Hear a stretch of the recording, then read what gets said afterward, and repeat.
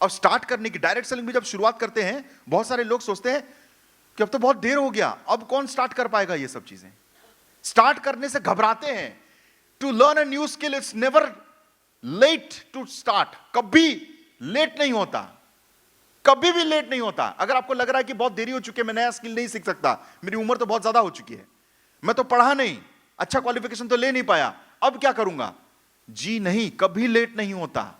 और अगर आपके दिमाग में ऐसा कोई भी ख्याल आता है तो मैं आपको क्लियर कर देना चाहता हूं, आज के एक बहुत ही बेहतरीन एग्जाम्पल से मैं आपको एक ऐसा स्टोरी बताना चाहता हूं, एक ऐसे इंसान का जो पूरे स्पोर्ट्स की दुनिया में, स्पोर्ट्स के जगत में इंडिया का सबसे सुनहरा नाम था।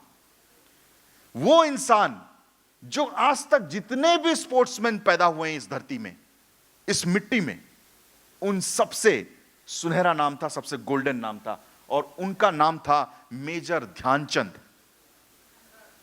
मेजर ध्यानचंद। बहुत सारे लोग सुने भी होंगे, बहुत सारे लोग नहीं भी सुने होंगे। जो नहीं सुने हैं प्लीज कान खोलकर सुनिए। मैं आज आपको मेजर ध्यानचंद की स्टोरी बताना चाहता हूं, और हर स्टोरी में आपको एक छोटा सा लेसन दूंगा। मेजर ध्यानचंद हमारे इंडियन हॉकी के कप्तान थे जब देश को आजादी नहीं मिली थी, जब देश ब्रिटिश रूल के अंडर में था, वो तब हॉकी खेलते थे। मेजर ध्यानचंद वो अपने एक्स्ट्रा ऑर्डिनरी गोल के लिए जाने जाते थे। एक ऐसा इंसान जिसके कैप्टनशिप के अंडर में इंडिया ने 3 ओलंपिक्स में 3 बार लगातार हॉकी में गोल्ड जीता, जो किसी इतिहास में आज तक नहीं हुआ। 1928, 1932, 1936 इंडिया के लिए उन्होंने गोल्ड लेके आया ओलंपिक्स में। ऐसा इंसान, और वो इंसान को पूरी दुनिया मैजिशियन के नाम से जानती थी, जादूगर, उसको जादूगर के नाम से जानते थे। सर ध्यानचंद 17 साल के उम्र में उन्होंने आर्मी ज्वाइन किया था, सिपाही बने थे वो ब्रिटिश रूल के अंडर में, और वो उससे पहले कभी भी हॉकी नहीं खेले थे। ताज्जुब की बात है, इतना बड़ा ग्रेट प्लेयर 17 साल की उम्र में हॉकी खेलना शुरू किया मतलब उसको हॉकी का एच नहीं पता था। 17 साल की उम्र में उसने हॉकी फर्स्ट टाइम जब आर्मी में ज्वाइन किया तब खेलना शुरू किया, और सिर्फ महज 2 साल में उन्होंने टेक्निक सीख के वो मास्टर बन गए। वो टेक्निक सीख के उसका मास्टर बन गए। लेसन 1, सीखने के लिए कभी देरी नहीं होता, सीखने के लिए कोई उम्र नहीं होती, सीखा कभी भी जा सकता है, सीखा आप कभी भी शुरुआत कर सकते हैं, और आप कभी भी सीख सकते हैं। मन में कभी डाउट मत रखिए, जीतता सिर्फ वही है जो बार बार उठ सकता है, सिर्फ यही डेफिनेशन है। कितने बार उठते हो आप? स्टार्ट कीजिए, स्टार्ट नाउ, शुरुआत कीजिए। दिमाग में कोई डाउट मत रखिए, स्टार्ट वेयर यू आर, जहां पर हो वहीं से स्टार्ट करो। स्टार्ट विथ फियर, डर लग रहा है तब भी स्टार्ट कीजिए। स्टार्ट विथ पेन, बहुत स्ट्रगल किया, बहुत धोखा खाया, बहुत पेन है, बहुत एक्सपीरियंस किया, तब भी स्टार्ट कीजिए। स्टार्ट विथ डाउट, दिमाग में डाउट है, सक्सेसफुल बनूंगा नहीं बनूंगा, होगा नहीं होगा, काम बढ़ेगा नहीं बढ़ेगा, कहीं फेल तो नहीं हो जाऊंगा, डाउट है, लेकिन फिर भी स्टार्ट कीजिए। स्टार्ट विथ हैंड शेकिंग्स, डर लग रहा है, हाथ कांप रहा है, पता नहीं कॉन्फिडेंस ही नहीं आ रहा है, दिल में वो है ही नहीं, तब भी स्टार्ट करो। हाथ कांप रहा है तब भी स्टार्ट करो। Start with voice trembling, but start, आपके गले में आपका वॉइस थरथरा रहा है, डर से कांप रहे हो, तब भी शुरुआत करो। स्टार्ट एंड डोंट स्टॉप, शुरुआत करो, रुको मत, किसी भी मोमेंट पे रुको मत, बस शुरुआत करो। Start where you are with what you have, start करो जहां पर तुम हो और जो तुम्हारे पास है, लेकिन शुरुआत करो। और जिस दिन तुम शुरुआत करोगे, एक स्टेप 99 स्टेप किस्मत तुमको वहां लेके चला जाएगा। शुरुआत करो। ये शुरुआत ही सबसे डिफिकल्ट पीरियड होता है, चाहे किसी भी फेज में हो। यही एक स्टेप है जो आपके लिए सबसे लाइफ का डिफिकल्ट पीरियड है। उनका एक्चुअल नाम था ध्यान सिंह। वो ध्यानचंद नहीं थे, उनका एक्चुअल नाम था ध्यान सिंह। और आपको पता है कि उनका नाम ध्यानचंद कैसे पड़ा? उनका नाम चांद इसलिए पड़ा क्योंकि रात का वो वेट करते थे उस वक्त में, ड्यूटी खत्म करने के बाद, कि चांद जब आए तो उसके मून लाइट पे वो हॉकी खेलने जाए। और ये आदमी इतना पागल था, जिस गेम को उसने वो जानता तक नहीं था, जिस गेम के प्रति उसका कोई रुचि नहीं था, उसको फर्स्ट टाइम जब खेला था उस टाइम से वो उस चीज के प्रति इतना डेडिकेटेड, इतना पैशनेट हो गया कि रात को चांद में जब निकलता था तब वो खेलना शुरू करते थे। और रेलवे ट्रैक्स पे किलोमीटर, 2-3 किलोमीटर रेलवे ट्रैक पे बॉल को रख के वो खेला करते थे और बॉल को रेलवे ट्रैक से गिरने नहीं देते थे। एक पटरी पे बॉल को लेके लेके लेके 2-3 किलोमीटर चले जाते थे। सोच के देखिए इंसान का क्या डेडिकेशन होगा। और क्योंकि वो रात को खेलते थे इसलिए उनके कलीग्स उनका नाम दे दिए ध्यानचंद, चांद में खेलने वाला Dhyan Chand. Lesson 2, practice more and more. Practice कीजिए, जितना ज्यादा प्रैक्टिस करना है कीजिए। You don't need extraordinary talents to be great. आपको महान बनने के लिए एक्स्ट्राऑर्डिनरी टैलेंट की कोई जरूरत नहीं है। जो आपके पास है बस उसके साथ ऐसा प्रैक्टिस कीजिए कि वो कभी भी आपसे ना चूके। प्रैक्टिस कीजिए। और हमारे डायरेक्ट सेलिंग में प्रैक्टिस किस चीज का करना है आपको? Personal sponsoring. चाहे आप जितना भी बड़ा बन जाइए, जितना भी आगे निकल जाइए, पर्सनल स्पॉन्सरिंग करना कभी मत भूलिए। जो लीडर, मैं अपने 15 साल के एक्सपीरियंस से बोल सकता हूं, जो लीडर पर्सनल स्पॉन्सरिंग करता रहता है, चाहे वो कितना भी इनकम करे, जितना भी आगे बढ़ जाए, वो हमेशा कंसिस्टेंटली आगे बढ़ता है।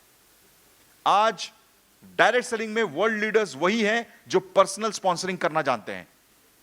तो ये कभी मत करना भूलिए। So keep practising with new skills, the skills which you have learned, and greatness will follow you. और महानता आपको फॉलो करने लगेगी।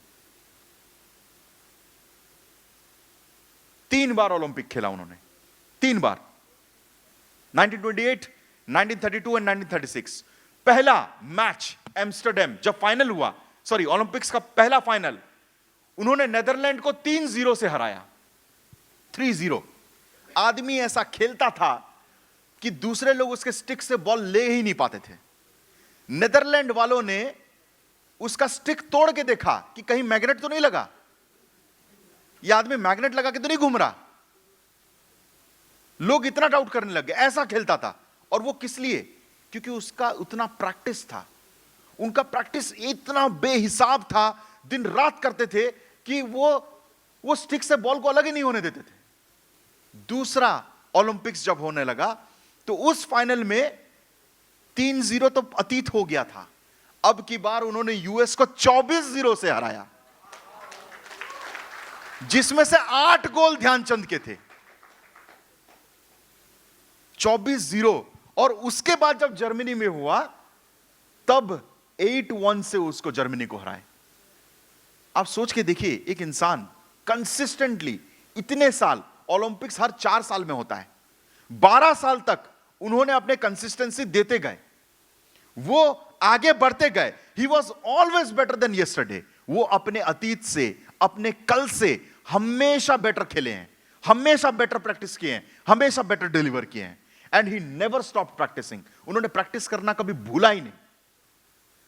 Lesson 3, never get stuck in your past achievements. कभी भी अपने अतीत के अचीवमेंट्स पे स्टक होके मत रहना। यह मत कहना कि मैं तब क्या था, मैं एक टाइम पे वो किया था, मेरा लेवल वो था नहीं।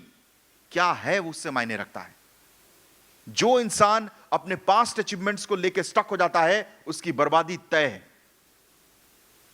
कभी भी अपने पास्ट अचीवमेंट्स को लेके रुके मत, हमेशा आगे बढ़ते ही रहिए। They won't help you move forward. वो आपको आगे बढ़ने नहीं देगा। और आपका कॉम्पिटिटर सिर्फ आप हो। आपका कॉम्पिटिटर इस दुनिया में और कोई है ही नहीं। आपको सिर्फ आपसे खुद के साथ कंपटीशन करना है। कल से आपको बेहतर बनना है, यही आपका कंपटीशन है। जो इंसान कल से ज्यादा पे आउट, कल से ज्यादा अच्छा बीवी, कल से ज्यादा अच्छा एक्सपीरियंस दे सकता है अपने कस्टमर को, कल से ज्यादा अच्छा सर्विस दे सकता है, वो डेफिनेटली डियर लाइफ का लीडर बन के आगे बढ़ते ही जाएगा. So keep practising and move forward. Don't get stuck in your past. वो आपके लिए क्या बोलता हूं, जहर साबित हो सकता है. एडोल्फ हिटलर जब लास्ट फाइनल जर्मनी में खेला गया, 8-1 से हराया है, तो एडोल्फ हिटलर जो कि दुनिया का सबसे क्या बोलते हैं, मतलब एक ऐसा इंसान जिससे दुनिया डरती थी, ऐसा शासक थे वो, उनकी टीम को उनके धरती में हरा के आया था ये आदमी ध्यानचंद.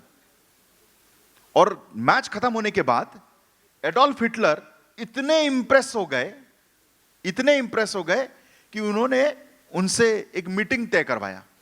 और मीटिंग में उन्होंने कहा कि तुम क्या करते हो. उन्होंने कहा मैं सूबेदार हूं इंडियन आर्मी में. तो उन्होंने, एडोल्फ हिटलर ने उनको ओपन ऑफर दिया, कहा कि वहां सूबेदार हो ना, जर्मनी आ जाओ, जर्मनी में तुमको हम कर्नल बना देंगे और यहां का सिटीजनशिप भी दे देंगे, वहां से 100 टाइम्स ज्यादा सैलरी है, आ जाओ यहां पे. एडोल्फ हिटलर ने उनको ऑफर दिया था.